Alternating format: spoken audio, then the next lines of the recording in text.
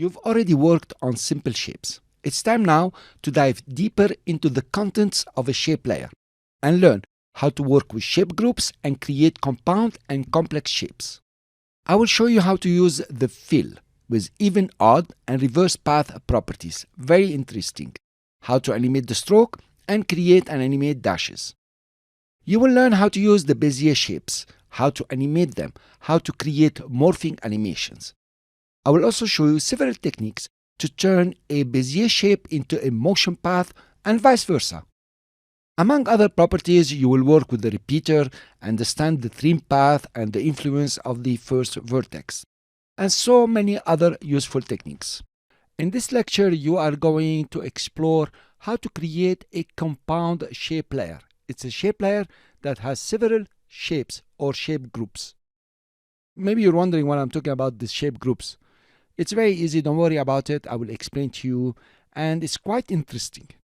Shapes are the asset that you will use to do motion graphics.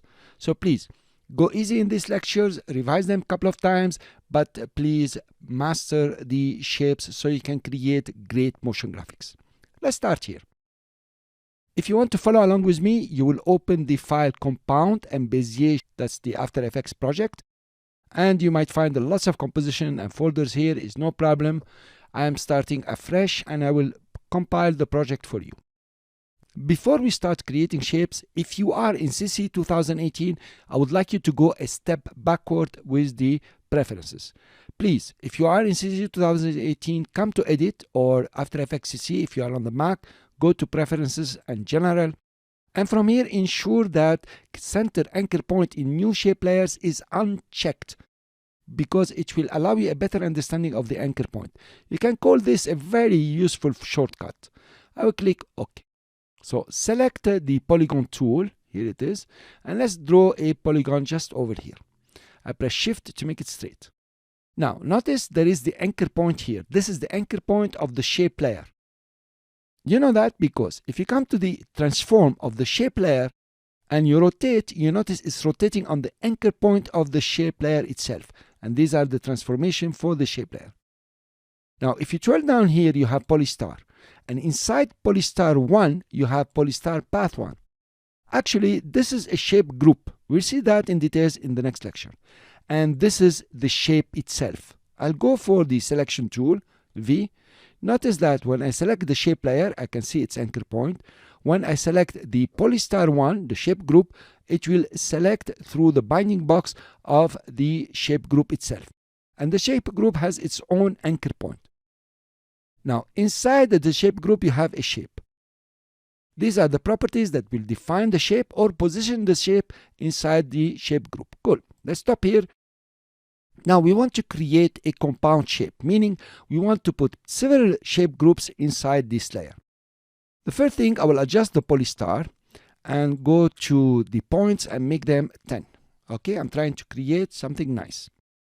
I will select the Polystar and press Ctrl D or Command D on the Mac, and I get Polystar 2. So I duplicated the shape group. I drop it under here. Now I can go to Transform Polystar 2 over here and move its position. You notice it's moving very nicely, just like this. So actually here I have two shape groups already, one Polystar 1 and Polystar 2, and they have different position. Let's select the shape layer again and let's draw a rectangle. Here is the rectangle. I'll just click and draw the rectangle over here, something like this. Okay, I'll make it bigger, press the space bar and take it up. This will be cool. Let's reduce the stroke to 2. Now I have a rectangle group here, or a group that is called rectangle 1. Inside it, there is the transform rectangle 1, and you can transform this rectangle. You notice? This is the rectangle. Let's draw one more. Okay, they are all inside the same shape layer. If I go to, for example, the star, let's draw a small star here. Okay, press Shift. Let's make it like this. Let's change the fill of the star itself. Let's make it something nice. I don't like this. Okay, that will do nicer. For example, something like this. Just change the stroke, make it 5.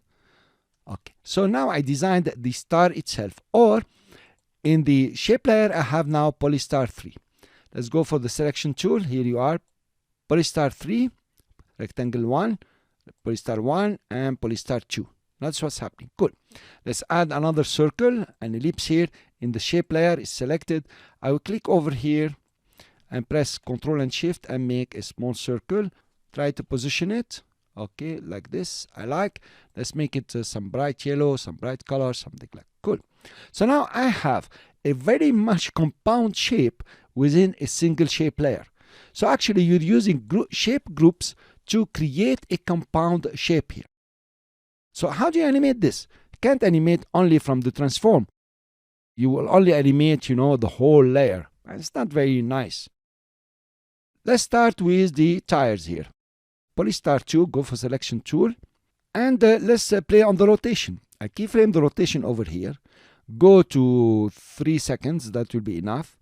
And give them a rotation of 1. Okay, simple.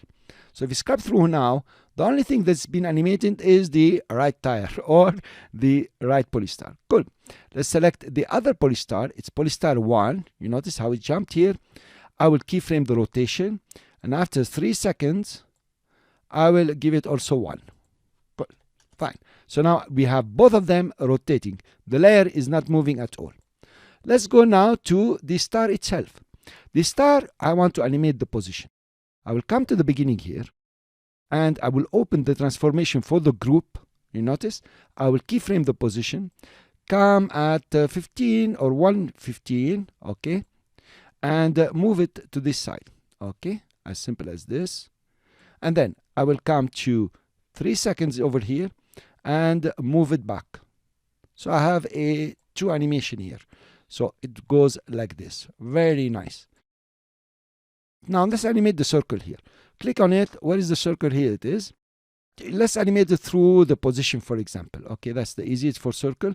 I keyframe the position, go to 3 seconds, and then move it just over here. Okay, something like this. Fine.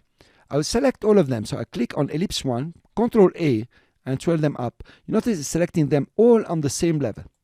If now I play the animation, you have a very nice animation. And the layer, we did not even do anything with the layer anymore. We didn't animate the layer. But actually, you have quite an interesting animation. You could also animate the rectangle. I don't know. So now let's animate the shape layer itself. Now, the anchor point is way, outside all the shape groups here. I will use the Y and click and drag and put it in the center. Let's go in the beginning. We use the selection tool. Let's position it over here. And we keyframe the position of the layer now. Go to 3 seconds and just move it on the side over here, just like this. And then if you run your animation, you notice that you are animating the shape layer and you are animating every shape group inside the shape layer. You didn't animate the shapes yet. You notice I did not animate inside the shape. That's the shape. I did not do anything yet here. So still you have more control and still you can do more animation. I invite you, before you go to the next lecture, to come over to After Effects and start creating shape groups here, or shapes. To create shape groups, of course, use the shape tools inside the single layer and do some animation. For example, a face of a smiling guy. He smiles up and down. Or, I don't know, just a guy here with hands and legs and he's jumping all over. It's very easy, by the way I showed you. And now we are going to tackle the shape groups. Now, this is pretty important for doing great animation and for your understanding of how shape layers are constructed in After Effects. So let's start. I created a new blank composition called Shape Groups, and it's open over here. Remember what I was trying to communicate here. Inside contents, you have shape groups. This is a shape group ellipse 1. And inside, for this one, we have only a single shape, which is an ellipse path. Inside the ellipse path, you have size and position. These are the properties of this shape ellipse. Let's try to replicate this from blank. We are going to take a completely blank shape layer and start. To get a blank shape layer, you need to create a new shape layer. Very easy. You can right click inside your timeline and say new, and then here you have shape layer. Also, you can go to layer and you have new and you go for new shape layer. It doesn't have a shortcut. I will go for this one. Now, notice what happened. Only the anchor point has appeared. If you scroll down here, you have contents, but it's empty. And you have the transform for the layer. In contents here, we want to start filling it. Next to content, on the right, you have the add button. If you click on add, you will notice that you have very many properties that you can add. The first one is a group, and it's going to create an empty one. The second category are the shapes. And then you have about colors, fill and stroke, and gradient fill. And here you have other properties that will help you create or animate your shape group. Let's create an empty shape group. Here you are. So the shape group here is empty. And you know it's a group because it has its own transformation. Let's rename this group. We don't have to call it group 1. Press enter and let's call it head. Okay?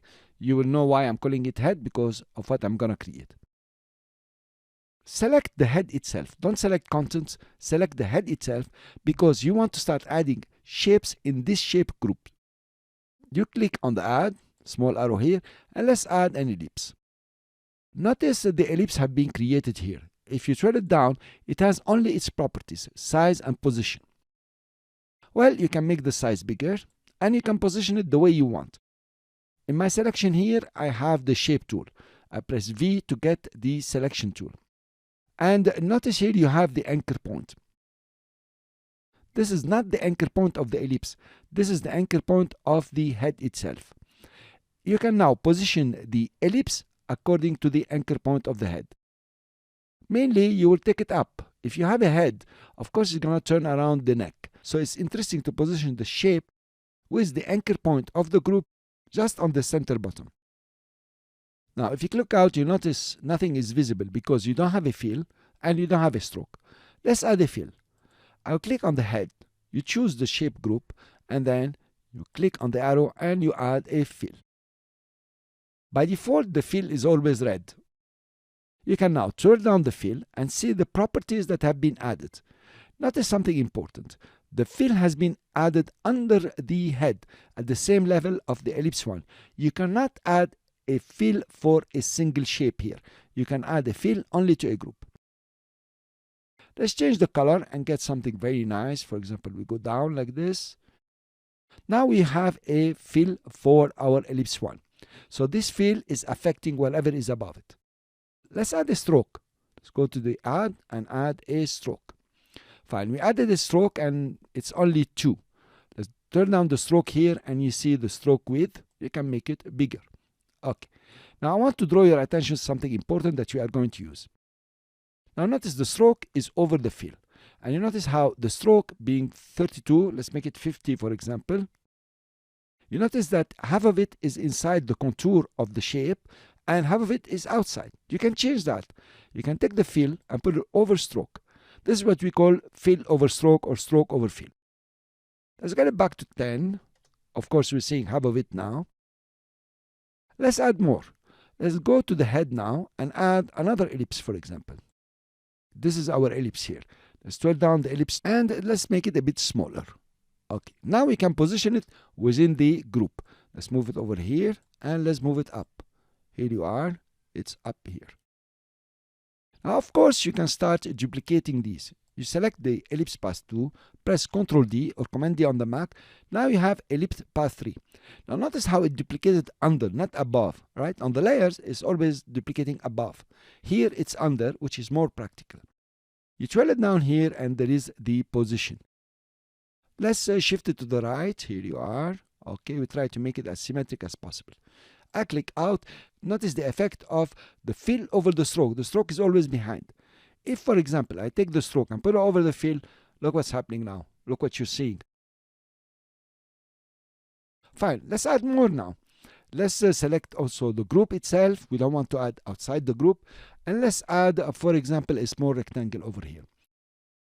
Now, let's make it smaller, the rectangle.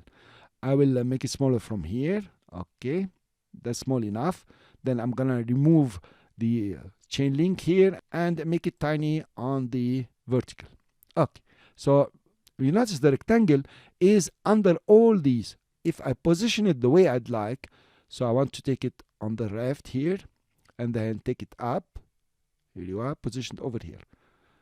So actually the rectangle is under all this. I'll click on it and drop it on top. Here you are. You notice how I'm changing the order. Just click and drag. Now I have another problem here. The fill of the rectangle one is still the same fill. Let's add another fill. Of course, the default is red. You notice that the fill here has affected everything above it. And the rule here is below previous in same group, meaning below the previous fill. So you take everything that's below the previous fill in the same group. There is no previous fill, so there is nothing below. If I click on it and drag it and put it under rectangle 1, here you are. Notice how it became red here, meaning everything that is above the fill 2 is affected. Fill 1 here, it says it's composite with below previous fill 2 in the same group. It will affect path 1, path 2, and path 3. Cool. Let's go back to our rectangle here and let's increase the roundness, for example. Yeah, this is cool. Let's take rectangle 1 and duplicate it. Cool, guys? So we have rectangle path 2 and let's move it to the right. Here you are. Okay, so now I have two nice eyes. Fine, and they are red. I can change the fill if you like. I will take rectangle path 1 and duplicate it again. I have path 3. Let's put it under just to organize. And then let's move it down. Okay, and let's move it to the left. Here you are. Okay, and let's make it a bit bigger. So I will increase this one and then increase this one. That's not bad. Let's adjust it. Okay, here you are. So now you have the head of your bear all in one group of shape. Let's create a new shape now. Let's create the body over here. Well, I can go the same way, create an empty group. If I come to contents, I can create an empty group and start adding things. But I will do it the other way now. I'll take contents and go to create an ellipse here. I will start the ellipse from here and just do like this. Press the space bar to move it, and I move it over here. It's a bit too big, so I will release and make it smaller, tinier, and just put it over here. The body, let's rename ellipse 1 to body, is above the head. I will take body, click and drag and put it under head. You notice the blue line. If I select the body, I have the stroke over here because there is only one. I will reduce it, for example, to 5. If I turn down the body, I can take the fill and put it above the stroke. It will reduce the stroke, of course. Now within body, let's add another ellipse. And let's move this ellipse on this side. Let's make it smaller first, just like this. And then let's move it on this side and let's take it up. Okay, just over here. Fine. Let's duplicate the ellipse tool and then let's position it. Let's move it to the right. Here you are, something like this. Let's duplicate it again. We have the first one now. If you hold it down, let's move it down over here. And then we duplicate it another time. And then we have ellipse 5. And let's move it now to this side. Okay, cool. Something like this. Let's move this one out a bit. Let's scroll up here. You have the body and you have the head. Let's animate the head. Well, if I want to animate all the head, I will be using now transform head. For example, let's animate with the rotation. I'll click on rotation over here and put it in that position. Then go after, I don't know, 20 frames, 15 frames, whatever you like, and just twirl it a bit. You notice that the rotation here is happening for the group itself, which has an anchor point. If you remember, put it down here. Okay, let's go after 1 second, for example, and let's move it to the other side the way you would like. Let's go after 20 or 10 frames, whatever, and we make it this, like this. And then after some time, okay, let's take the last keyframe to make it seamless. We copy it, Ctrl C, Command C on the Mac, Ctrl V or Command V, and here you are. Let's stop the animation just over here. And then here you are, you have the head moving. It's a pretty fast, by the way. Let's delete one keyframe and another keyframe. Let's see. Well, I like it like this. It's pretty cool. The guy is moving his head. So you have created now the head and the body, and you animated the head. Now you can, of course, animate the whole layer. Let's stop this one. Come to the beginning. And let's animate the position. For example, I keyframe it here. Let's take it over here. And then after some time, you bring it over here. Then after some time, at the end of the timing here, let's take it and put it over here. Okay, you can continue doing the animation the way you would like. And here you are, you have your bear. The head is moving independently and the layer is moving. And you have created already a very nice motion graphic.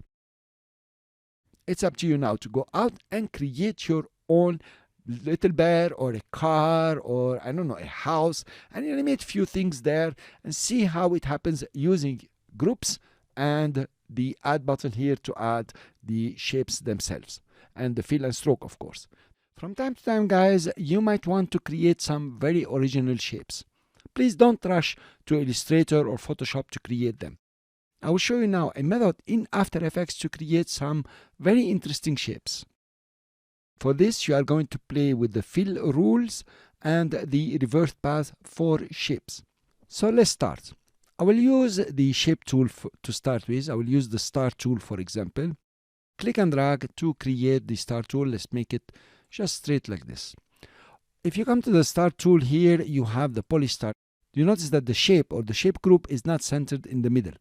If you are using After Effects CC 2018, you can go back and set the preference for the anchor point to be centered, or simply come to the transform polystar and set the position to 0, 0. So now you have centered the shape group polystar inside its own layer.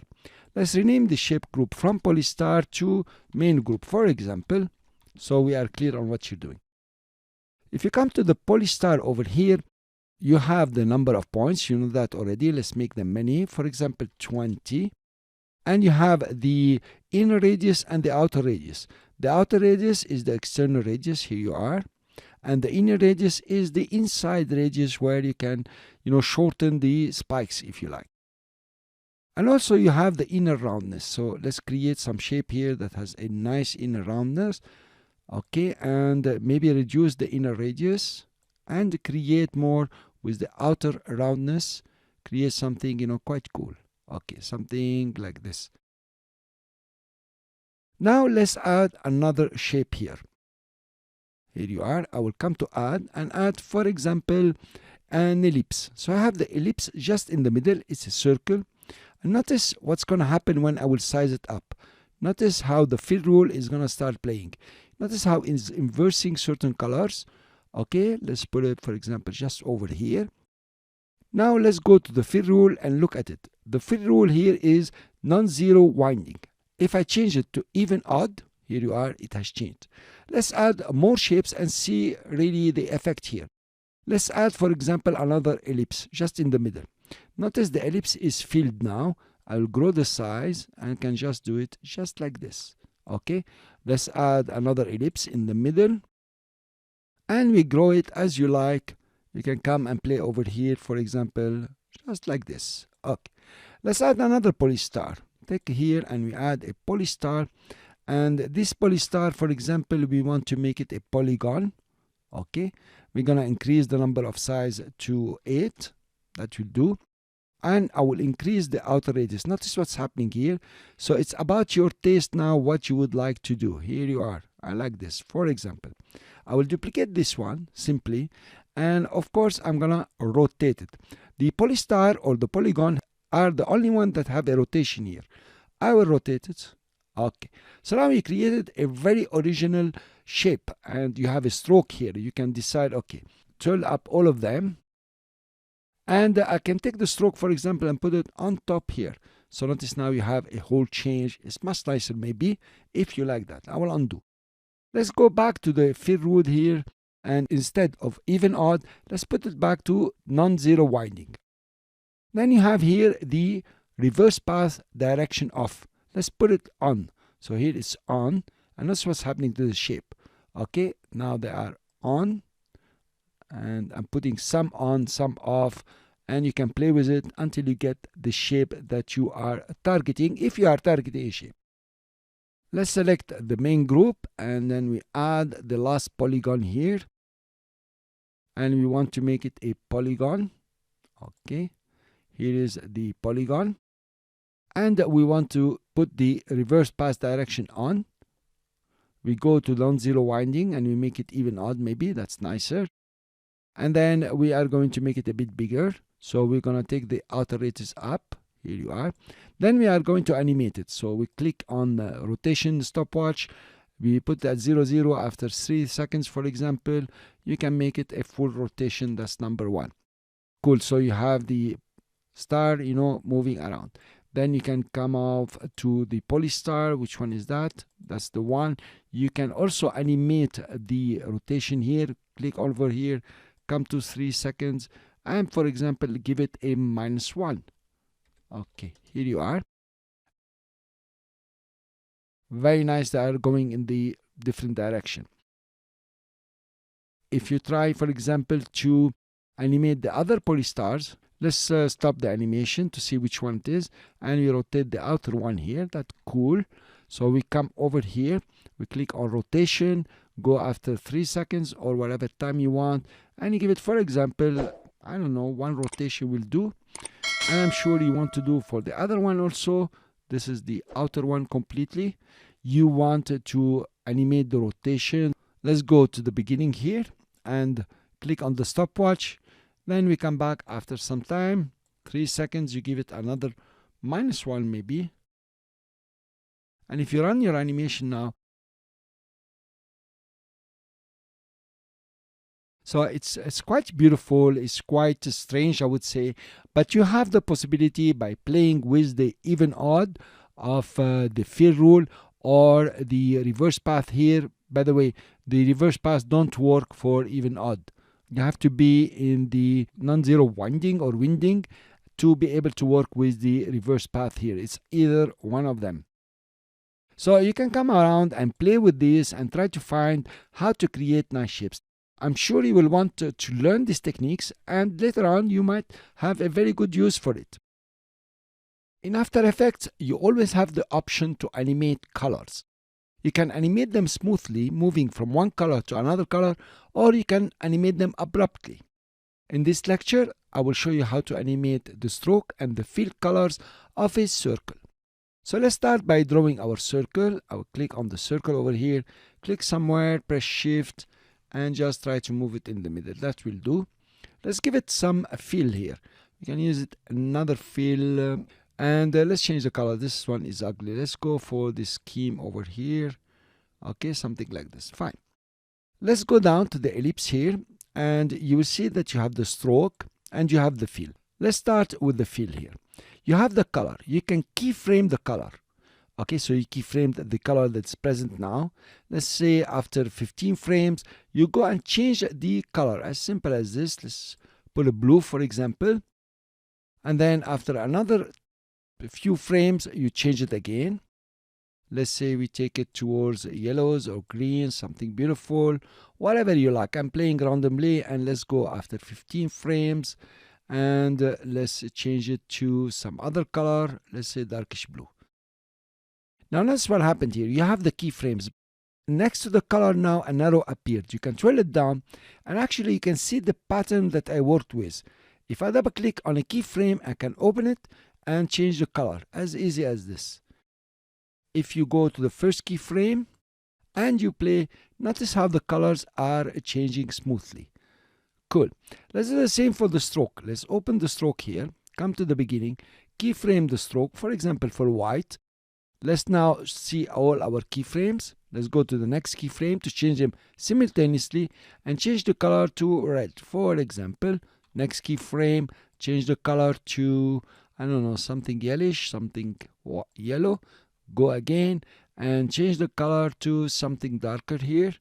Yep, something like this, grayish. Okay, so now if I play the animation, here you are, they are changing from one to another very nicely and smoothly. I will select all of them, press Alt, and move them to the right, so I give more time in between keyframes. Here you are, you notice how they are changing. So it's very smooth and very nice. Now you can see the pattern how it's changing, because these are linear keyframes, it's changing linear. What you can do is to select all your keyframes. For example, I click on color here and press Shift and click on the other color and press F9 to make them easy. You can go to the graph and start playing with the graph the way you would like. For example, take these ones and let's select both of them and just do them something like this, and these ones, let's do them something like this. Okay, notice now the animation of the color start and then it goes up and so on. I will undo this. Okay, let's go back again. Now, if you want your colors to jump from one keyframe to another, you can use the hold keyframe. I will select them all and press Ctrl right click. Here you are. I return them into just linear keyframes. I'll select the colors here. It means all the keyframes. Right click on one of them, say toggle to hold keyframe. Now notice what happened here. It's gonna go from white and jump directly to blue. Let's do the same for the other one. I'll select all the keyframes. Let's deselect first. Select all the keyframes. Right click and say toggle hold keyframe. If I play now, notice how the colors are jumping. It's pretty cool, by the way. Now you can make disco light here, whatever you like. I leave it to your imagination. Just a tip for you to start, using how to animate colors in After Effects. Sometimes you can do great animation, and sometimes they are very useful animations. Mind you that this will work for certain effects also, like the tint. You can just jump to another color. These hold keyframes are very common. Call them jumping keyframes. It goes from one state to another state just abruptly. In this lecture, you are going to learn how to transform the stroke of a shape layer into dashes and some gaps in between, or maybe several kinds of dashes. So let's create a circle here. It's the best way to demonstrate to you. I'll click on circle, take the circle tool, click and drag, and just open it over here. That could be cool. Let's set the stroke to 20. Let's center the layer in the middle of the composition. I will press Ctrl Home or Command Home on the Mac. It's a better view for you. Now, if you turn down ellipse here, you will find you have stroke 1. You know that already. In stroke, there is dashes over here. If you turn it down, it's empty. You need to add dashes. There is the plus sign over here. You can add a dash or gap. If you click on it once, you will add dash and offset. Now notice what happened to the stroke over here. I will zoom in, and the dash is 10, meaning the dash size here, this small stroke if you like, is 10 pixels wide, and the gap in between is also 10 pixels. Now you can change the size of the dashes. If you click and drag, you notice that the dash size and the gap size is increasing. Here you are. So you can decrease it or increase it. I will just adjust it over here, and you have the offset. You notice how they were coming in when you increase the size. Well, the offset here will change the position of the in and out, so you are somehow rotating the dashes. These kind of dashes are called butt cap. You have several that you can use. You can have projecting caps. If you notice, the size of the stroke has increased, so now the cap is projected to the outside. It's not very interesting, this one. Let's get a round cap. In round cap, you have increased the size of the dash themselves to allow some roundness. You did not shrink them and put roundness. You increased them and added roundness. That's why now it seems that the gap is smaller than the dash itself. You can adjust the size of the dashes. Here you are. You can make it small. You can make it big, as much as you like. I'll just put it over here. Okay, I think it's okay. If you click the plus another time, you will get the gap. Now you have independent control on the dash and the gap. Let's decrease the gap size. Let's take it up to 20, for example, and increase the gap size. What's nice about this, if you put the dash size to 0, now you have only the roundness. Remember, we are in round cap. And then you can increase the gaps or decrease them as you wish, and to create some kind of dots rotating all around. Now you can come over and create a simple animation by using the offset. For example, you keyframe the offset here at any value. I'll put it at 0, and then at 3 seconds I press end to go to the end of the composition and add, for example, 400. So now you have rotating dots, and it's pretty interesting. That's one way to animate. Maybe we go to the end again and make the offset 600 to make it a bit speedier. If you play, it's pretty cool. You can also animate the stroke at the same time. That's what I usually do. I keyframe the stroke. I put it to, for example, 0. And after 10, 15 frames, whatever you like, you can add it back to 20. And notice the animation here is pretty cool. So the stroke will grow and the gaps will start creating pretty nice. You can add a glow effect here. It will be also nicer. So now you added one gap and one dash. Let's put back the stroke to 20. Okay, just for the time being. If you go for another plus, you notice it added dash or gap. It added a gap, now it added a dash. Now actually you have two dashes. There is the small dash, you can see it now, and you have the big dash. Now you come with the offset, you play it around, it's pretty cool. Now let's take an example. Let's take this image and just drop it just over here, okay? I will go for the ellipse tool. Of course, now I'm going to create a mask. So I put it in the middle, click Ctrl and Shift and open the mask. Okay, that will do. I will go for the selection tool and then take the layer and put it just over here. In fact, I can center the anchor point and then center the layer in the middle of the comp. So we have them equal. Then you can come to the size of the image and take it down a bit. One nice animation you could do, imagine this is your logo. Keyframe the scale, and then after some time, 15 frames, keyframe it again, go to the beginning and put it at 0. If we change the stroke on the first keyframe to 0, we are going to animate this and you have very nice animation here. You can use it, for example, to open your logo. Also, it will be interesting to add the offset to make it speedy, 1200 if you like to, and here you are, you have a very nice animation. Notice the problem when I'm moving the offset. You notice one is being created here. It makes a lot of problems for you sometimes, and it is not exactly what you want. And remove the stroke animation. And let's fix it through the dash size, the big one. If I click on the dash size and press Ctrl, I will be going in very small increments, just like this, okay? So the key here is to create the last one. This is the last one. Another one is being created. So I will go back, okay? And I think it's okay. Let's scrub through the offset. I think it's not creating anymore. It's pretty nice. Let's play it. Here you are. So actually you need to fix it in a way that the last one is being created at 100% and it is set for you.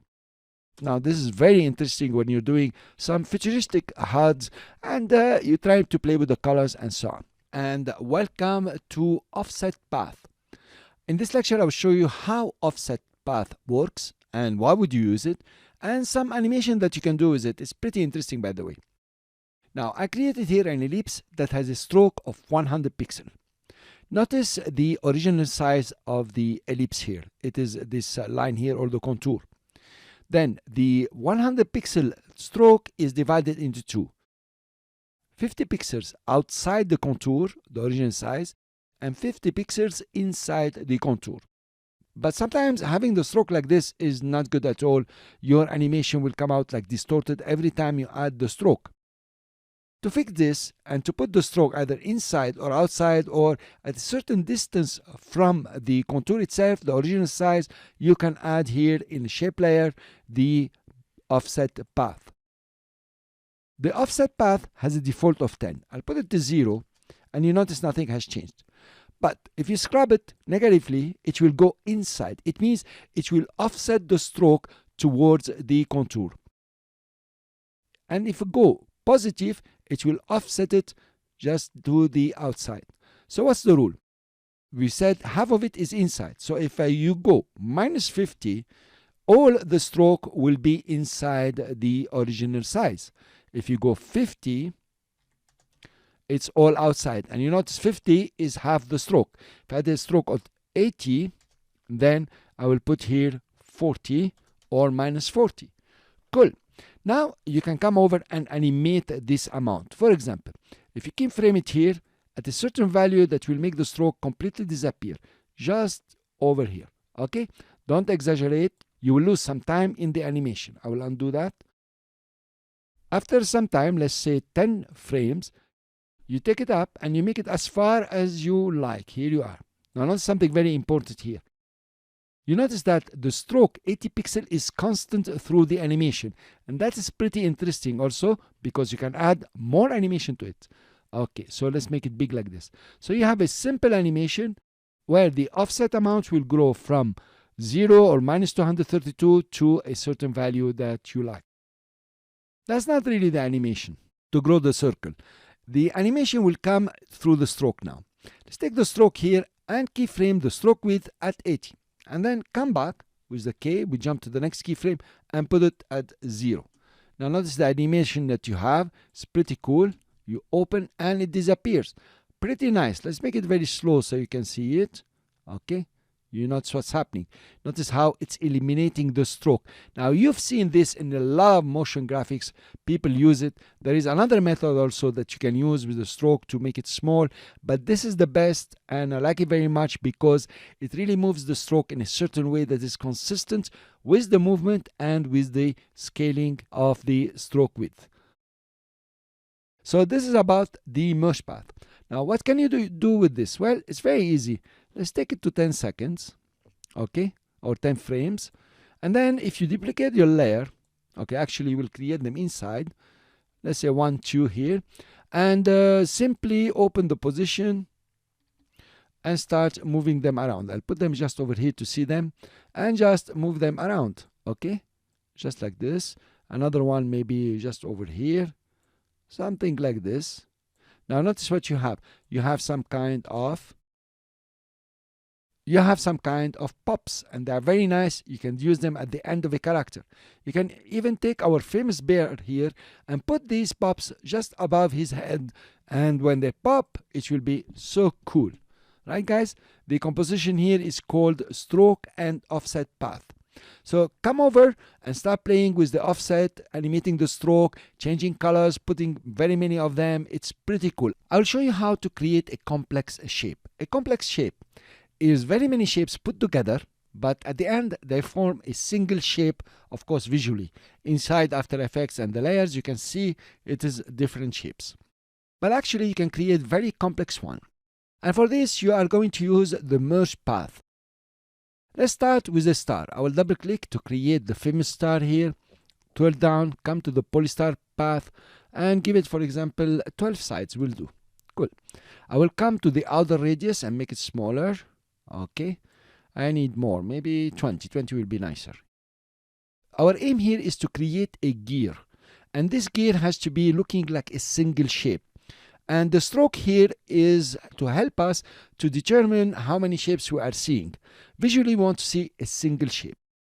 We are going to start by chopping off the outside here, the spikes here, and we go on by chopping off the spikes at the inner side here. I will select polystar 1, the shape itself, not the group of shapes, and come to add and add an ellipse. Okay. This ellipse, I will make it quite big, okay, to chop the outside. So I want to chop everything that is outside the ellipse. If you start playing with these guys, it might not work here. Okay, it's actually not under your control. These guys behave in a certain way because it's an XOR, if you want, XOR. To be in control, you need to add a merge path. I will select the add here and go and select the merge path. Fine, so I have a merge path over here. And what we would like to do is to look at the options. We have merge, doesn't do much. Notice what happened here. We were better off with the add. Add has added the two shapes, huh? Pretty cool. And you have the subtract, also very cool. You see, guys, you have these small spikes. You can rotate them. You have a sun, a crown, I don't know. Then you have the intersect. Well, in the intersects, it seems it's working. It has intersected the ellipse path 1 with the polystar, and everything outside this, it has cut off. You can see that these spikes have been cut off because we have the circle here and the polystar inside. That's very nice. Now we want to chop off these guys from here, or we want to add something to cover them up. I will select merge path, so I stay in the polystar. I will add now another ellipse. Here you are. This ellipse is above the merge path. I will click on it, drag and put it under. Now you could think about it like this. Everything above this merge path is like it's merged together. You notice the stroke. And everything under is still independent. To work on this, let's take the ellipse itself and just grow it up to here, for example. Let's see what happened. Well, cool. You can still see that you have two shapes, but actually it did a good job here. To merge all these together, of course, you are going to use a merge path. So we'll go to merge and we say merge path, and this merge path should be at the end. And we have to use the add. See, the add will add them all together. Here you are. Wow. Now you have something. You have almost a gear.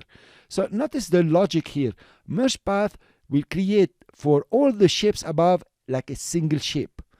And using the mode here, it depends on how you want to create the shape. You can add it, subtract it, or exclude the intersections. So now at the point of this merge path, we have a single shape. Fine. Let's create the hole over here.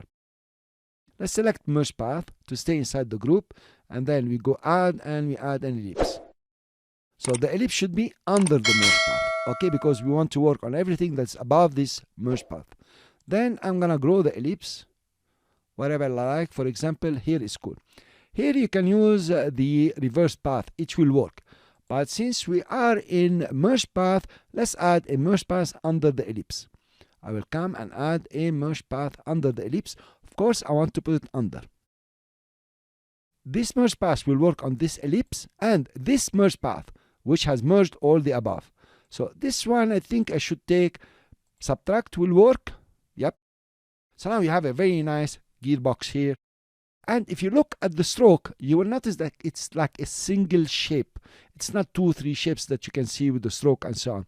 It's one single shape. Of course, if you remove the stroke, they're gonna be looking like a single shape. Let's close the polystar here and choose content and go add another star. I will double click simply and just put it just over here. Okay. So now let's select content and add another merge path. As soon as you add the merge path, it has added a stroke and a fill one. What's the reason here? There is a fill here. These are group shapes. It has added a stroke, a fill, because if you use the add, here you are using the add, it is a single shape, which requires a stroke and a fill. So automatically After Effects added for you a stroke and a fill for the merge path. So actually this merge path, you can logically think about it as a single shape. And look what happens. You can just come and change the stroke for everything within the merge path. Okay, let's put it back at 2. It's better. And you have a single fill for all of them. If I turn down the fill, come over here, make it more beautiful, take it more reddish. Okay, here you are. So the concept here is very powerful. I will do the same, for example, within Polystar 2.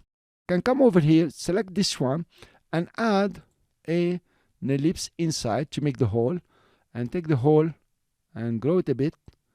Okay, just like this. And maybe I can play with these guys. It's not working, so I have to add a merge path, which I will. Here is the merge path. Okay, and of course in the merge path, you know very well you are going to use subtract. Okay, look what we have done. Pretty cool, guys, right? Now you can decide to come and animate them, but still you have 2 shapes here, 2 group of shapes. So if you animate within the transform polystar, here is the rotation, for example. I will keyframe it over here at 0, go to the end and give it 1 rotation. Pretty cool. Come back to polystar 2, find the transform polystar 2, and then keyframe the rotation at -1. Okay, come back to the beginning and put it at 0. And now if I run the animation, you have a shape that is running into itself, and it's a very cool animation. Now it's gonna take some practice from you guys to start playing with the merge path. It has a certain logic and certain understanding, but believe me, it's extremely powerful to create some amazing shapes that will make Illustrator, shy up. But mainly, of course, here, because you are animating them, that's the power. Now you learned how to create many kinds of shapes. You have created compound shapes, you have created complex shapes, if you remember, and you always started from what we call a parametric shape. Let's select our rectangle here, and we make sure that Bezier is not checked. That's what we are going to learn about in this lecture. And you draw a simple rectangle here. If you scroll down, you have rectangle path 1. And inside the rectangle path 1, you have size, position, and roundness. These are, I would say, the parameters or the properties. And this is why it's called a parametric shape. Let's draw another kind of shape now using the Bezier path. So I will check Bezier path, and I will use also rectangle and come and draw a shape. You notice already the difference. You already have some vertices here or certain points. If you come to the shape layer now, inside you have contents as usual and rectangle 1. But then you do not have rectangle path 1, you have only a path. So what is this all about? Let's take our selection tool, and you notice like masks, you have certain points or vertices. You can click on one of them and start moving it around.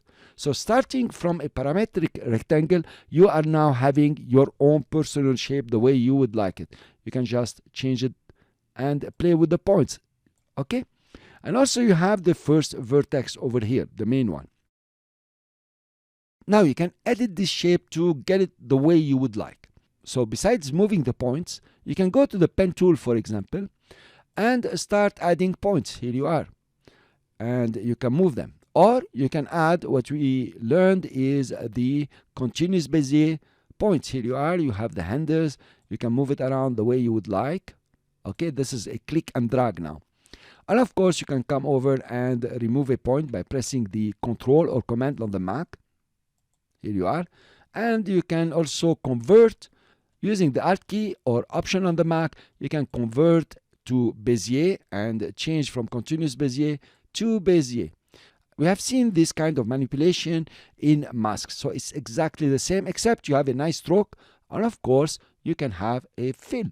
Okay, makes sense to you, right? So this is the way to create Bezier shapes. Let's move on. And I want to try with you the ellipse itself. If you click and drag, and then you come to the path itself, okay, this is the path. Let's use the selection tool. Then you have here, the handles are already there. So if you're creating a Bezier shape that has a curved form, then you immediately have the handles and you can start, changing them the way you would like. So this is very interesting now. Notice the kind of shapes you can do. One more thing, guys. Let's remove this one from the way. If you use a pen tool to create a shape, of course you're going to have a Bezier shape. Okay, so you can click and drag to create a continuous Bezier point, and you have a very nice shape, for example, just like this. Okay, much easier to work with than the mask itself. And then you have your points here. You can come and play with them, move them anywhere you would like. So actually this is kind of a free form if you would like, and you can change the handles, make them Bezier, convert them also while pressing the Alt or Option on the Mac. And of course, if you come down inside the contents, what you are going to find is a shape. It doesn't have a name, it's just a shape, any shape you want. And it has the path itself. And of course, now you can design it the way you would like. You have learned how to create Bezier shapes. In this lecture, you are going to learn how to animate them and how to morph Bezier shapes. I will show you. It's very simple and very easy. Now, I'm going to stick to simple graphics. The purpose here is to make you understand the concept and how to work. It's not about creating something complicated where you will get lost during the lecture. So we'll keep it simple, we keep it easy, and I will really focus on the concept and how to do things. Let's start with a simple ellipse here. Okay, it will do. I'll create a simple ellipse just like this. Now, if you come to the path here, you have the path. You can keyframe it. Here you are, I create a keyframe. Come after 1 second now with the selection tool or the pen tool if you like, you can start, changing the path. For example, I'll create 1 point here and 1 point just over here. Then click and drag them up. So I'm working on the second state. Here you are. So I drag them up here. And this one, maybe we take it up. Okay. Something like this. We can adjust them nicely. Fine. So actually you have 2 states now. The first state and the second state. Now, if you go to the first one and press play, here you are. You notice how it's going from one state to the other. Cool. You can now create a stable situation here by just clicking on the diamond to create a new keyframe. There is no movement around here. Come to 3 seconds and let's change this one again. Let's select the path and then bring it down like this, and bring this guy down, okay, and this one over here. I hope to come up with something very nice, and maybe we add another one here and another one here, and we pull them down like this, and this guy we take it up, okay, something like this. Okay, this is a nice hat. Fine. So now notice what happened here. If you go at the beginning, you are going from one state to the other state. After Effects doing all the interpolation, and you created at the end your hat. You can also come back and say, okay, now I wanted to add the last one. Go back the circle. Here you are. You have done now the animation. So actually, to animate, you keyframe the path. You go down in time, and you change the path itself, and you create an animation. I hope you are following along.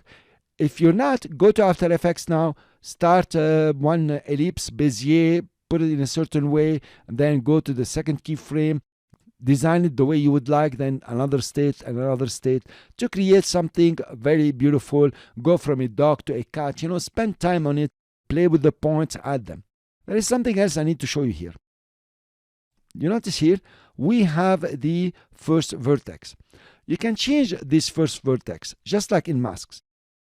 You can come to this point, right click and say mask and shape path. I wanted this to be the first vertex. Now, if you animate, it's going to match the vertices. And notice what's happening. The animation is changing totally. If I come over here, for example, okay, and I change the first vertex to this one, to this point, mask and shape path, set first vertex. Here you are. Notice what's going to happen.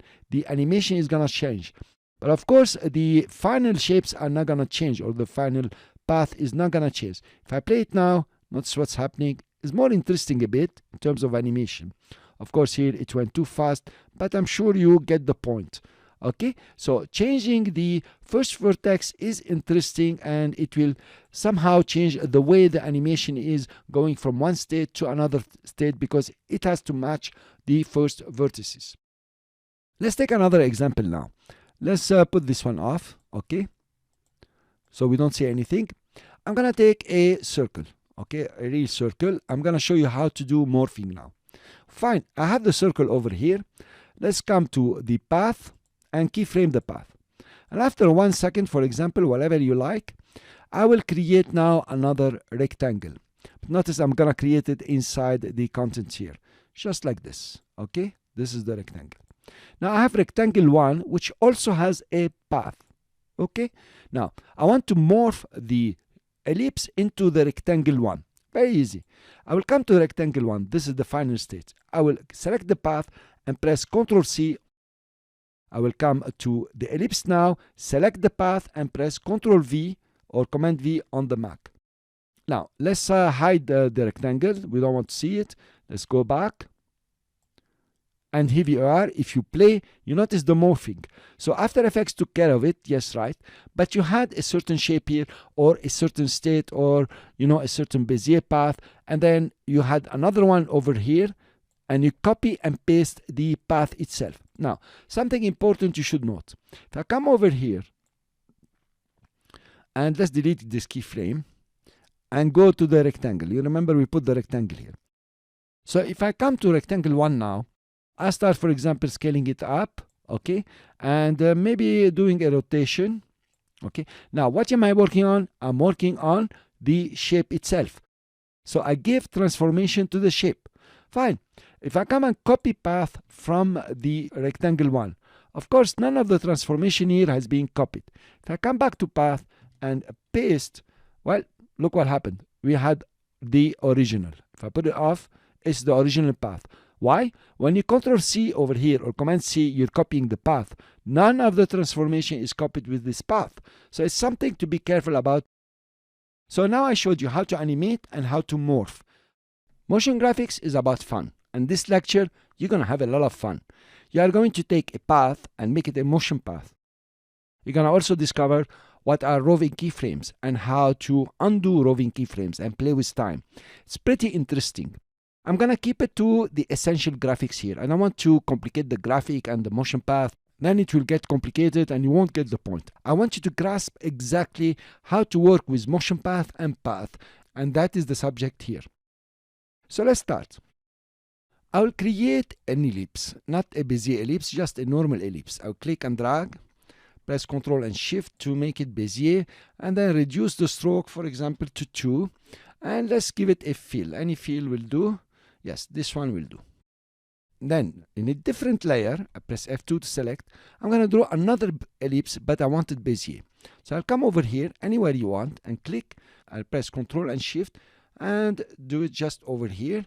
Maybe I do the space bar, just like this. Let's kill the fill here, is not interesting. It's confusing. So now, in the first shape, you notice it's a parametric shape. It has ellipse path 1, size, and position. In the second shape is a Bezier shape which has only the path. How about if I take the path of the Bezier shape and press Ctrl C, that is Command C on the Mac. Now I have copied the path as created. Then I come to the position over here for the shape layer, the circle for example. Select the position, put the timeline indicator wherever you like, and just press Ctrl V or Command V on the Mac. It's just a simple copy paste from a path to a position. Now notice what happened here. Some keyframes have been created, and here is the circle being animated. And this circle is roving in time because of these round keyframes. Let's take the shape layer 2, where we have copied the path, and put it off. Now, if you play, let's select position, you notice it has a very nice motion path that is identical to the path in the shape layer 2. Let's play, select position and play, here you are. Now this motion path has something very special. It has roving keyframes, meaning roving keyframes or roving motion path. It keeps the speed constant in between the segments in between keyframes. So the speed in between the first keyframe and the second roving keyframe is identical to all the others. Of course, now they are all identical. So the circle is running at a constant speed in between all the keyframes. That's pretty cool. Let's take this motion path, and with our selection tool, you know that a motion path is never closed. Okay, you cannot close a motion path like you did with path. So actually you can click and move the circle to change your motion path. Of course, my timeline is on a keyframe. Just move it here. Let's do it like this. Okay, and then let's take the last keyframe, which is this one, and then move it over here, and then take the handle and just put it over here. I think they are symmetric or something like this. Okay, so now you changed the motion path in space. Okay, we studied this in the third section maybe, but they are still roving, meaning the speed for the first segment in between the first and the second keyframe is constant for all the other segments and all the other keyframe. If you play now, you have a very nice motion path. The benefit here, you took a path from a Bezier shape and turned it into a motion path.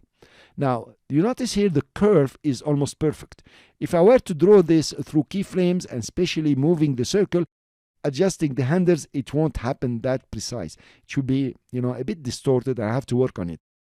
So it's pretty easy to create a shape from the shape tool here using the Bezier and then turn it into a motion path. Here you are. Now, the beauty about this, if you don't want it roving, you want to change the speed, well, you can select all your keyframes, click on position, come to any one of them, right click, and go to keyframe interpolation. Well, the temporal is linear. That's cool. Spatial is Bezier, like you can see. But the roving, it says current settings, because I selected the first two keyframes and everything in between. How about if you say lock to time and click OK? Now is no more roving. So I can take any of the keyframes and, I'm adjusting the time in between keyframes. So I'll make it very speedy in the beginning. And here you have very slow. And let's do the same. We move like this. Almost identical. So it's going down. Let's play it. Goes down speedy, slows down, and go up.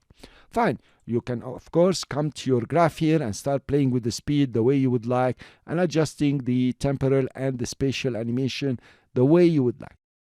So this is about taking a path from a Bezier shape and creating a position roving path, and then break up the roving and make it lock to time and change the keyframes the way you want.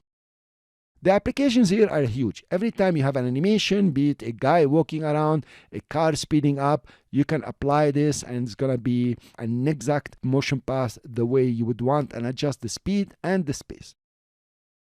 From time to time, when you copy the path from a Bezier shape and you paste it into position, it does not paste in the correct position. It's not that the path is deformed, but it has shifted somewhere. Let's take an example here.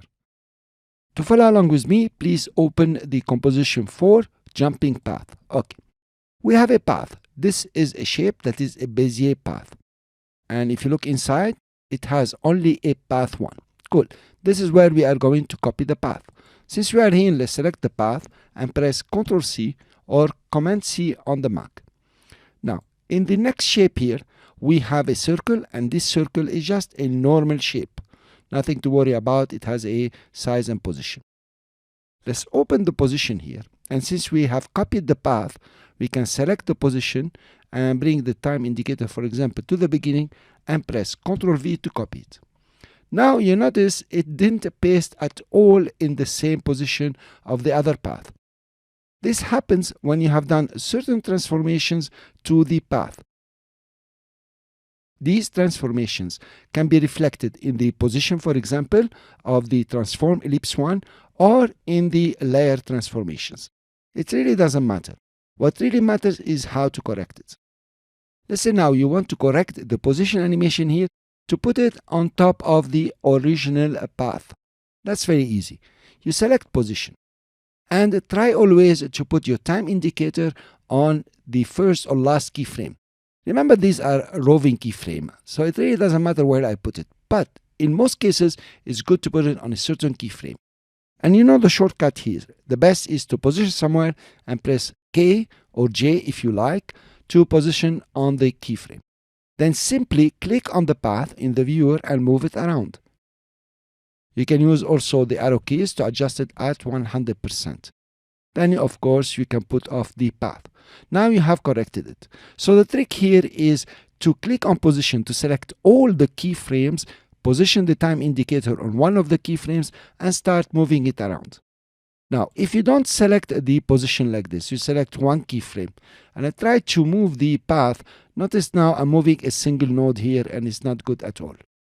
So this is how to correct the motion path or the position motion path when it has shifted or pasted in a different position. Let's continue with path and position. In this lecture, you are going to create a path with the pen tool, then create a motion path for this car. Then run the car on the motion path, of course. So let's start. I will look at the car here. I'll notice where the anchor point is, just over here. What I will do is to take the pen tool and start drawing from here. Of course, I deselected the layer and I go just like this. So the car goes down. Wow, that's a big hill. And then it goes up. Okay, let's move this point this way. Much better. Then it goes down. Let's say it like this. And then it goes straight up to here. So this is the path that I have created. I hope you're following along with me. So I will come, of course, to the contents, and I have shape 1, I have path 1. I'll take the path and copy it. Now, go to the car over here, open position, that is P, select position, and you can establish here where you want to start. I will start from the beginning and press Ctrl V. Now I will take the last keyframe, just deselect everything and stretch it to go to 5 seconds. If you play now, the car is moving along the path, not bad at all. Now it just makes sense that to take the shape layer and put it under the car, so it's like a road if you like, and increase the stroke as much as you like. I'll make it big enough for the car to path. Okay, that's cool like this. Notice the car how it's going like this, is going up and down like an elevator. You can change that. If you come to the car over here, you right click and you go to transform, and the last option here you have auto orient. If you click on it, it will open the auto orientation panel. It says auto orientation off or make it along the motion path, and I will click OK. Here now the car is really going on the path. Notice, pretty cool. This auto orientation is really powerful. Now what I usually do is select the shape layer, duplicate it again, but then reduce the stroke to 5, for example, and then change the color, make it darker, let's say around black. Then come inside the shape layer, go to contents, go to stroke. I want to go to the stroke here and give it some dashes. Okay, I will add some dashes. Press on the plus here. Here you are. If you look now, you have the car on the motion path and it's running so smoothly. Of course, now you can come and play with the keyframes here, like I showed you before. For example, you make it speedy on going down and slow on going up, and so on. You play with it. For example, I can do that. I will click on this keyframe and just bring it over here. Okay, that's what's happening now. It's really fast and goes up. Let's do the same for this keyframe. I will click on it, just moving it so it has broken now. Take this one also, just move it over here. Okay, click on it, bring it nearer. Yep, and it's going very fast and then quite down. Let's make it like this. It's better. So actually now you can really control your motion path, and you can control the path itself. You can draw with the pen tool or with a rectangle, whatever you like, and you have some great animation.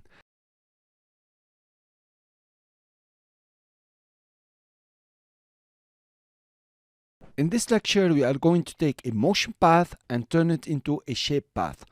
It's going to be quite nice.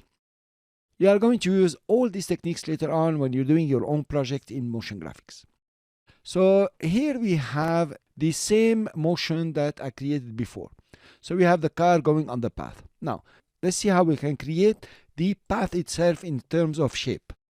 I will come to position, and of course, I will press Ctrl C to copy the position. Then by deselecting here, I can select the pen tool and just click once. Okay, so now when I click once inside the content, I have a shape group, not only a shape. I could have come from over here and added a path, but then I will not have the stroke and the fill. I will have to add them. I'll come to path here and select path, and at the same time here just press Ctrl V. Now you notice it has jumped. This jump here has to do with the anchor point and lots of other stories. Don't worry about it. Just click on it and go and put it just over here. Try to match it with the path. Okay, you can just make sure that it goes down, for example, a bit. So I will take it, or up maybe. I will just use the arrow key to take it up and left a bit or right. Here you are. So you will have to adjust it from time to time. Now that you have your shape layer, of course, you can add the stroke, make it very big. Let's change the color to something grayish. Okay, and put it under the car. Okay, it's so easy working with these ones, but they are very useful. So now you have the car and the path. Of course, you can duplicate the shape layer and create the dashes if you like to. So this is the concept of taking the position with normal keyframes here, linear keyframes, and paste it into the path. In this lecture, you will learn about the trim path property. It's very interesting, and I hope you master it and create some fantastic animations. I will use a pen tool shape. I will click and just create a simple shape just like this. Okay, so it's practically a line. Now you can add the start property from the add over here if you like. You can see you have the trim path, or you can come inside the layer in contents and go to add, and you can see the trim path here. So these two buttons over here and over here, they are the same, but this is, let's say, it's a shortcut. I will introduce the trim path on the layer. Okay, the trim path property has inside three properties: the start, the end, the offset, and it has a choice of simultaneous or individual. Cool. Let's see what the start does. Remember, I started to draw the path from the left side over here, and this is the end of the path. If you scrub the start, it will wipe out the path itself. Notice, so from 0% to 100%, it starts from the left side or the beginning of the path till the end, wiping it out. Let's put it back to 0%. The end here will wipe out the path from the end, or the end of the path, or here on the right side, till the beginning of the path. You get me, guys? So the left and right depends how you started to create the path. So you can create some simple animations here. keyframe, for example, the end, and put it as 0. So I want it to wipe in from the left to the right. Okay, I'll come to 20 frames and put it at 100%. Easy and simple. Here you are. You created a wipe in. If you want to use, for example, the start, I will go to the next keyframe and remove the keyframes here. And also you want it to wipe in, but this time from the right to the left. So obviously you put it at 100%. You keyframe it. And after 20 frames, for example, just over here, you will put it at 0% and you have a very simple animation. Fine. So this is the concept. Now the concept of the offset. The offset here will work on the difference between the start and the end. Let's put the start at 0, remove the keyframes. Let's take the end, for example, just over here at 10%. So now, what's happening? The start is at 0%, it's here, and the end is at 10%, so it has taken out from more than 100% all the way to 10%. If you scrub through the offset, it will animate this small piece, as simple as this, and it's circular. So it's pretty cool here. Of course, you cannot have 10 pieces. This is not the dashes. So it's pretty cool to create a certain animation with the offset that we'll see later. In concept, the offset will animate the difference between start and the end. If it's negative, it stays positive. 0 minus 10% is minus 10%, so it's 10%, and it will play on this difference. Let's undo this. In fact, let's delete this layer, and let's create a useful animation. Click over here, and we create just a simple line. Okay, this is your simple line. Let's say you have a title over here, and you want the line to open on both sides. You want it to open to the left and to the right. Let's add now a trim path. Here you are. And then I will come to the trim path itself. Come to 10 frames, not at the beginning. And let's make the start, for example, 50%. Okay, so it has wiped out from the beginning till 50% here. Let's make the end also at 50%. Let's keyframe both of them. And then come after 20 frames, for example, take back the start to its original value, which is 0, and the end to, for example, 100%. So now you have a very cool animation where the line will open on both sides. Of course, you will want to make it speedier. And of course, you want to select both keyframes, give it an easy ease. So you have something, quite cool. Something like this, if you say. I will use the selection tool here. And let's do something like this. So we play with the graph. Let's take these two keyframes and move them on this side, pressing shift. They stay here. So notice the animation, quite cool how it's happening. So this is some tips about using the trim path. Let's explore a bit now the simultaneously option. You have simultaneously or individually. The trim path has been created inside the group of shapes, shape 1. So you have here path 1. If you come to path 1 and to the path, press Ctrl D or Command D on the Mac, you can duplicate it and you will have path 2.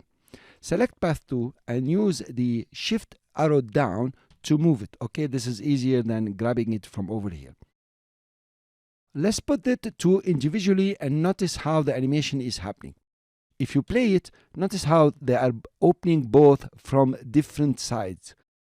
So actually is not repeating the same animation of start and end, for each shape itself, but it's splitting it in half.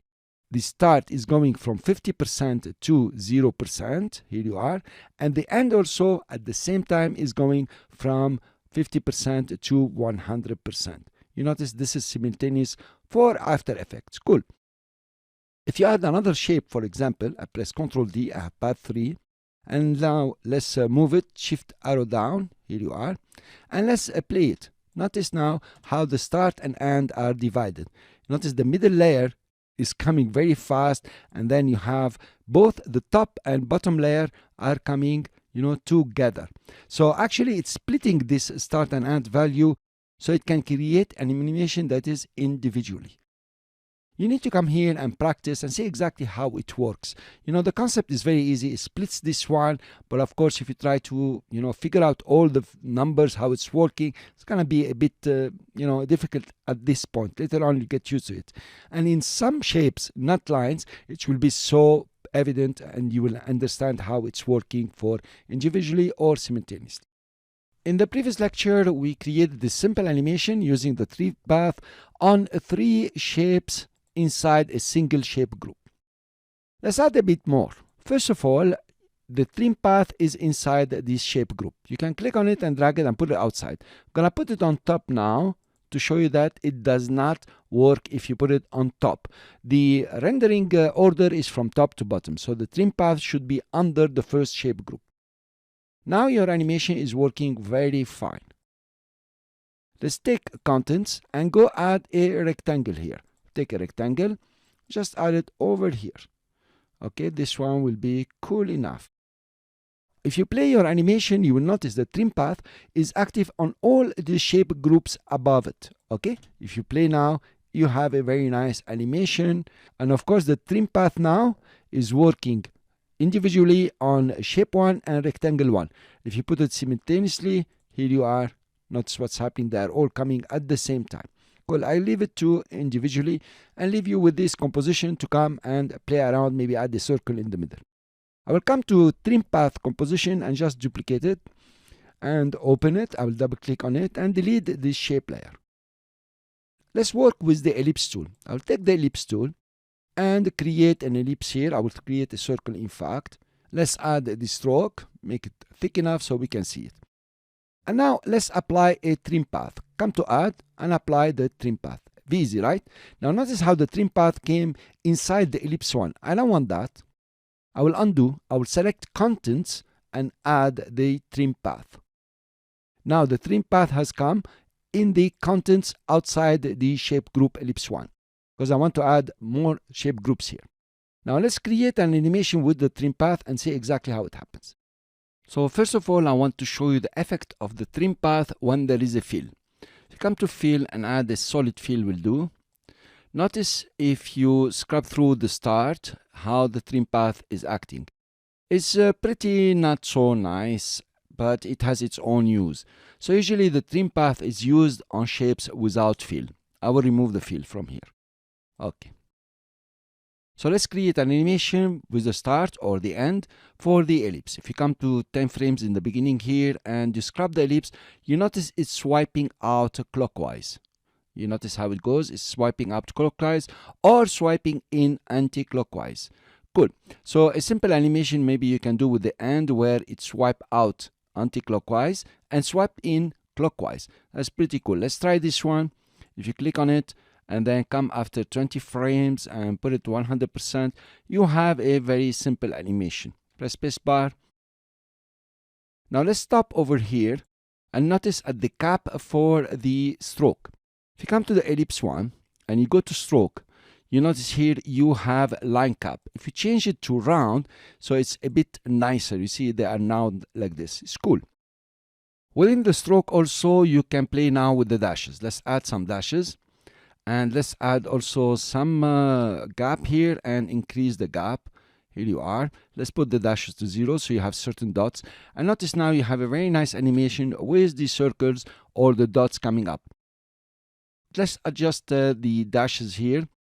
You can take the gap and slowly with the control on, make sure that the last gap is being created and it's okay. Fine. So let's now create more. I will take this shape layer and press Ctrl D and I have shape layer 2, which is of course identical here with the trim path and everything. But then I will come to the stroke and make it, for example, 3. Let's go inside the ellipse itself for shape layer 2. Here you are. And we work on the size and make it, for example, smaller. That's one way to do it. And of course, let's remove the dashes. We come to stroke 1 and we remove the dashes with the minus. Here you are. Okay, so you have a simple line. Now that you have your keyframes, of course, you can select all, twirl it up, or press U to get the keyframes. Let's stop over here and select the keyframes, give them an easy ease, go to the graph the way you would like, and you can adjust it, you know, for the speed that you will like. We have done already this. We are adjusting the two shapes at the same time. Now you come back to the keyframes and you decide like the ellipse that has the thin line comes first and then the other one will come second. So you have a very nice animation coming up. These are useful animations that you can use. Let's duplicate this layer. So now we come to the ellipse itself, make it bigger, Here you are. And then we push it up. Let's go back to the keyframes, press U once, and maybe this one you will do it the other way, meaning you will delay it like this.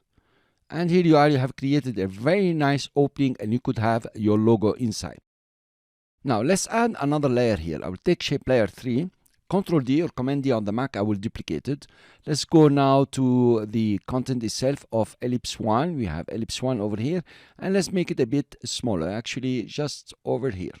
Now if you play, you already have the same thing, nothing different at all. Let's come to the keyframes. So we open the trim path itself, and we have the animation with the start.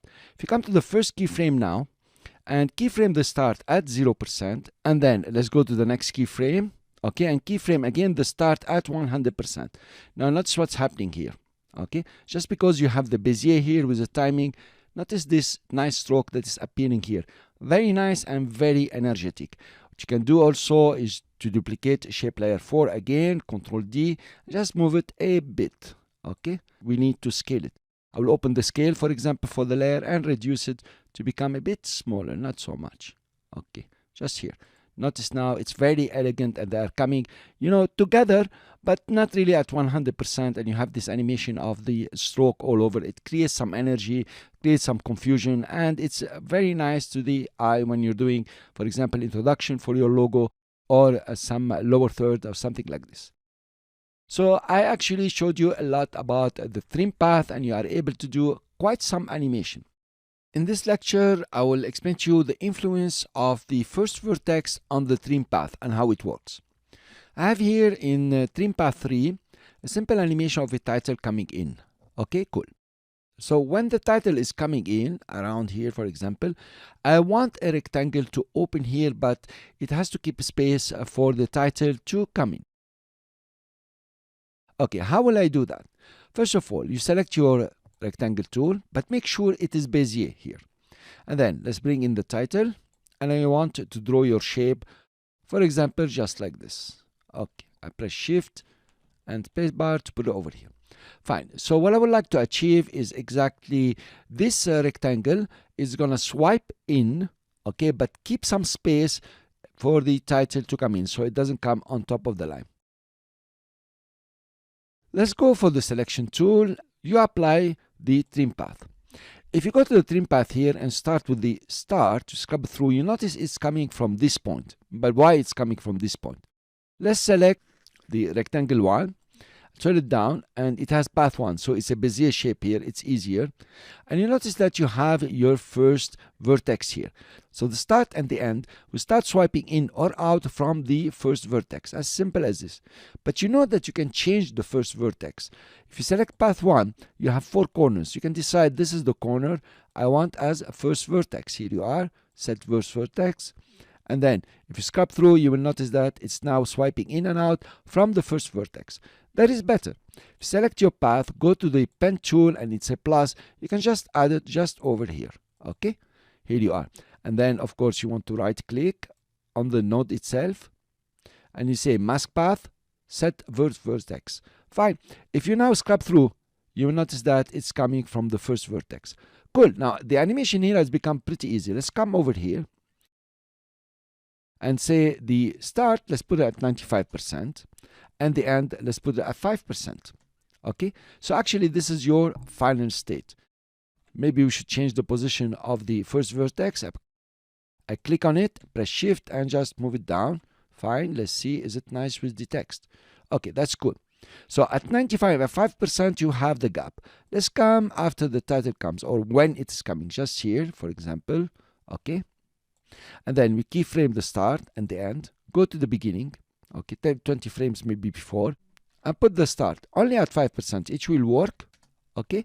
And then if you play, notice it's coming in and the title swipes in, and after it has passed here, it starts swiping in. Cool animation, right guys? So this is how you use the first vertex. Of course, with the Bezier path, you create a Bezier shape, and you can change the first vertex to set whatever you want to start your start and end animation. That was a small tip, but it was a very important one for you to be in control where the start and end will start swiping in or out. Welcome to the repeater. The repeater is a very interesting property in After Effects. It works only on shapes, and unfortunately you cannot use it on text layers. Let's see exactly how the repeater works. I will draw a simple rectangle tool. Make sure the Bezier is off. We need to animate it just over here. Now, you notice the anchor point in CC 2018 has jumped in the middle of the layer. But to work properly with the repeater, I would like you to come to the transform rectangle 1 and set the position to 0, 0. Okay? Which means now the shape is in the middle of its own layer. Then you want to move the anchor point of the layer to the middle of the shape. That will be for convenience. You can use the shortcut Ctrl-Alt-Home or Command-Alt-Home on the Mac. Or you can just come to the pan behind tool and drag it over here. So now you have the anchor point 0, 0 and the position 0, 0. This is the best way to start working with the repeater. Let's apply a repeater. I will apply the repeater on the contents and not inside the shape group itself here. You'll come to Add and go to Repeater. Here it is. Okay, let's turn now Repeater, and we notice that by default we have 3 copies. It has created 3 copies of the original shape, including the original one. You can add the number of copies, for example 6. You can make them 6, whatever you like. You can offset them. For example, if you offset -2, it means that the original copy will be offset by 2. It's the 3rd position now, and you have 2 copies before it.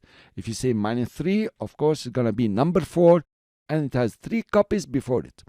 If you put 2, it's going to 2 and start giving you or showing you the first copy. Okay, it's very easy. It sometimes is useful to use the offset. You notice here we have the first copy, and the second copy is at 100 pixels. How is that? If you come to the default here, you will notice that position has been set to 100. It means repeat this shape every 100 pixels from the previous one. The first one appears at the original position. Second one will appear at 100 pixels from the previous one, and the third one also will appear at 100 pixels from the previous one. So this concept, you can see it better with the scale. For example, if I give the scale 120%, here you are. So the first copy is at 100% of the scale. The second one is at 120% or 20% increment from the previous one. The third one is 120% of the previous one, and so on. So you have an increment in the scale all along. If you want to witness the rotation, let's take this shape layer just over here, and let's give the rotation 45 degrees. Okay, just for example. Notice that the second one is at 45 degrees from the previous one, and the third one at 45 degrees from its previous one, so it's at 90 degrees from the original. And so on, you start rotating 45 degrees from the previous one. If, for example, you give it an odd one, let's say 30%, you notice how the increment now is 30%. Now, let's undo this, and you have the start opacity and the end opacity. The way it works is you start with the start opacity and you end with the end opacity. Meaning whatever value you give to the start opacity, it works its way through the number of copies to reach the end opacity, which is at 100% here. If I put it, for example, at 8, you notice here you have almost 100% opacity, and it's dividing the opacity from one to the other to get to 100%. Of course, it can work the other way. So you start with 100% opacity and ends with 0% opacity. It's pretty cool to animate. We'll see that later. So now the concept is like this. You add a repeater, you set the number of copies, and then you decide how it's going to be repeated. You can use position, scale, whatever you like. And let's start animating the number of copies within the repeaters. Though you can animate the position and the scale and so on. I will show you that in the next animation we'll do. Let's draw a rectangle, a simple rectangle. Okay, just anywhere you would like, but make sure the size is quite nice for you. Now, as I advised in the previous lecture, please come to Transform Rectangle 1 and set the position to 0, 0. And to make it look nice, just put the anchor point in the middle of the shape. That will be the shortcut Ctrl-Alt-Home or Command-Option-Home on the Mac. If this shortcut is not working with you, just go to the pan behind and drag it in the middle. Let's add a repeater now. So I will come to contents and I will add the repeater under all the shape groups. I will add the repeater. Here you are. Of course, the repeater now by default is 3 copies and is repeating the position. Swear down the repeater and add the number of copies to 12. Okay, simple. But then let's drop the position from a transform repeater. We drop the position, put it at 0, so no repeat on the position. And let's make it repeat a full circle for the 12 copies. So a full circle is 360 degrees. 12 copies divided, so I need the angle in between copies. So now they are all rotating on the same anchor point. Come to rectangle shape path 1 and you change the position. I will take it upward like this. Okay, just put it like this. So you notice now how they are rotating by 30 degrees 12 times all over. So it's very easy how to set the rotation. Okay, guys? Now, let's add a few things. I will come back to rectangle 1 inside the shape group and I will add an ellipse, as simple as this. It's a very big ellipse. Let's make it smaller. We use the shape itself and we make it smaller as much as you wish. Fine. Now, let's take the position and put it down. Okay, so notice the shape layer now. You notice before the repeat, it is this shape plus this circle here. Let's make the circle a bit smaller. Yep, I like that. Fine. Let's add now within the same shape group another ellipse. For example, you can add a star, whatever you like. I will add a small ellipse. Of course, I have to make it smaller. Okay, here you are. And then I'm going to change its position just to come over here. Inside. Let's make it even smaller. Okay, I like that. Now, if you select your rectangle shape group and let's put off the repeater to notice the shape. That is the initial shape that is gonna be repeated. If you put on the repeater on and you start animating, you are going to have a very nice animation. Let's go to, for example, 1 second. We keyframe the number of copies to 12. Come back to 10 frames and we make it 0. And notice the animation that you have. Pretty cool, right, guys? So I showed you here a double trick, how to repeat in circular and also how to add certain shapes within the shape groups so you have this kind of animation. I don't think you will find this tip anywhere else. It's very nice and very powerful. Let's try to use now a double repeater or 2 repeaters with a single shape. Let's take the animating with preset, press Ctrl D from the project panel. We have the second one. We double click on it and it's open over here. I'll close the previous one and of course come here and delete the shape layer. I will now create just a single shape just over here. For example, make it a rectangle and just move it over here. Since I want to animate the position, there is no need to play with the anchor point. It will work fine here. Let's come to the contents itself and add a repeater. Okay, so you have your repeater here. So I want the shape to be repeated across horizontally, maybe 10, I don't know, 9 shapes or something like this. I will come to repeater and first of all, I will start adding the number of copies. Okay, put it over here. Now, let's go to the transform repeater and 100 pixel is not enough. Let's make some space, so we just put it here. Now let's animate the number of copies. We come to 1 second, we keyframe the 11 copies here, come back to 10 frames and put it at 0. So you have now a very simple animation where it's coming just horizontally and it's pretty cool. Now let's add another repeater and we add the repeater at the level of contents under repeater 1. Go to repeater and add another repeater here. So we have now the repeater 2. Let's come over here and decide exactly how we want the repeater to work. We want it to go vertically. It means it's going to take repeater 1 and repeat the repeater 1 vertically. Let's go to the transform repeater 1 and put the horizontal value to 0. Now they are on top of each other and scrub through the vertical position and here you are. You notice how it's coming up very nice. Now the number of copies is not enough. I think 6 will be cool. Something like this. We can adjust the position to cover the whole comp. That will do something just like this. If you play your animation, of course, we have only the animation for the first repeater. It's actually very nice. Now notice the repeater 1 is playing along, but also repeater 2 is also active.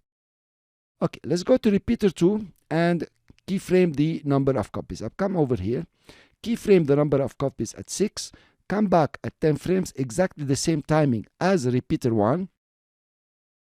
Let's press U, we can see the keyframes, and then keyframe the number of copies here at 0. So they're both starting at 0. Now, if you scrub through, you notice what's happening. The first repeater is taking effect, is being animated, and the second one is also being animated. So actually, you are covering both of them. That's pretty nice. Let's stop it at 2 seconds here. That will do. Now, let's say you want to take it out from here. Okay, you don't have to do the number of copies. You can start playing with the opacity. Turn down to see the repeaters, and I have repeater 1 and I have the transform opacity. So we start, for example, from here and want to take them all out. We are going to take them out through opacity. Let's, for example, keyframe the opacity, the end opacity at 100%, come after 20 frames and make it 0%. Notice what's happening. It's being removed. Let's do the same for the start opacity. You put it at 0% here. So everything has disappeared. We go back to the previous keyframe and we make it 100%. Here you are. Notice the animation, how beautiful it is. It has all disappeared. You notice, guys, if I play, here you are. It comes in and comes out. And it's a pretty cool animation that you can play through. Now, there are so many variations to this animation using the start and end opacity, and I hope you come to After Effects and start playing with this and really getting a handle on the repeater and how to play with all the repeats and the start and end opacity. In this lecture, you are going to learn how to create burst elements.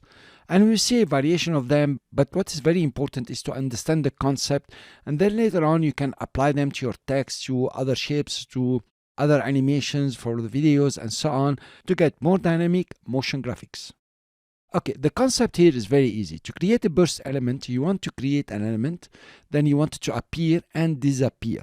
So it's appearing while it's moving and then it's disappearing while it's moving.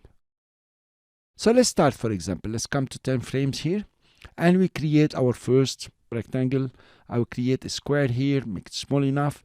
And remember, we want to come to the rectangle transform here and put it in the middle of its own layer, 0, 0, and put the anchor point in the middle of the shape itself. So first you start creating the animation, then you apply the repeater. In our case here, we are going to animate inside the rectangle one, the size and the position, and animate the stroke. You could come in and animate anything that you would like within the transform rectangle one, also it will work. So I'll keyframe the size, I'll keyframe the position and remove the chain link on the size and make it, for example, 50 and 50. Then I will move forward. Now you need to change the position, so let's take it out. Okay, so it arrives over here. And now you have the choice. You can, for example, take it to 0, 0. I will keyframe the size again just to create more layers later on. And let's now animate the stroke, which is the best animation you can have to remove them. If I put the stroke to 0 here and I keyframe it, come back at 10 frames just over here, put the stroke back to 3, you have a very simple animation for it. You notice how it's appearing, okay, and disappearing. Very nice. Now let's apply a repeater. Come to Contents, click on Add, and apply the repeater. Now, of course, in the repeater, you want to knock down the position. Here you are, I put it 0. And then you want to give it, for example, 8 copies. And then in the rotation here, it will be 360 over 8. So if you play, here you are. You notice quite beautiful. This is your first burst element. Now, maybe we cut it off so it appears from here. Here you are. Quite nice. So you have now your first one. Of course, you could have played on the size. For example, the size here, though I have keyframed it, let's put it at 0. Okay, so the size will grow and the rectangle will disappear, or the square. This is your first one. This is the first burst element. Let's do another one now. Let's take this layer to the beginning. I will duplicate this layer, Ctrl D, and of course open the keyframes here. That's enough. I will solo it so I see it alone. Now in the beginning here, I don't want it 0, 0. I'll remove the chain link. I'll put 2 and 100. And the next keyframe also, I will use J or K to go to the next keyframe and keep it to 100. So it's very practical when you keep the size keyframed. Okay, here you are. You have a very nice animation. Let's put them together. They're gonna come on top of each other. Finally, all you have to do is to move this one a bit, and here you are, maybe a bit more, and here you are. You have two burst elements that are very good. Now you can add more if you like to. I will duplicate shape layer 2. Now for shape layer 3, let's do more changes here. For example, let's solo it and we can see how it's working. Let's add the number of copies. We come here, for example, we say 18 of them. And then if you come to the repeater, you need to adjust the rotation. So that will be 360 divided by 18. Okay, so you have more of them. And you notice how they are bursting. Cool. Let's look at all our work. Here you are. Of course, now we want to delay it. Okay, if you play, very nice animations. Pretty cool. So this is the concept in general, is to animate first using the shape itself or using the transform shape, and then you replicate through the repeater and you have these nice burst elements. It's pretty easy, by the way, and you can be very creative here. Thank you very much. I'll see you in the next lecture.